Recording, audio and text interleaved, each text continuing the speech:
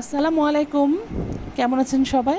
আমি আজকে নিয়ে এলাম নতুন একটি রেসিপি, লেবুর খোসার আচার। প্রথমে আমি কড়াইতে তেল ঢেলে দেব, সরিষার তেল। তারপরে দিয়ে দেব পাঁচফোড়ন, এরপর দিয়ে দেব রসুন, দিয়ে দেব কাঁচামরিচ ফালি। এগুলো দিয়ে আমি এটা একটু হালকা বাদামি করে ভেজে নেব। বাদামি করে ভাজা হয়ে গেলে আমি দিয়ে দেব তেঁতুলের টক। এটা আমি আগে থেকেই পানিতে মিশিয়ে রেখেছিলাম। এটা খেতে খুবই সুস্বাদু লাগে। প্রত্যেকটা আচারে এটা দিলে স্বাদ বৃদ্ধি হয়। এরপর আমি দিয়ে দেব মরিচ গুঁড়ো, দিয়ে দেব হলুদ গুঁড়ো, ধনিয়া গুঁড়ো। এগুলো এখন ভালো করে কষিয়ে নেব। কষানো হয়ে গেলে আমি দিয়ে দেব স্বাদ মতো লবণ। এরপর আমি দিয়ে দেব চিনি। চিনিটা যে যার মতন দিবেন, কেউ কমও দিতে পারেন, কেউ বেশি দিতে পারেন।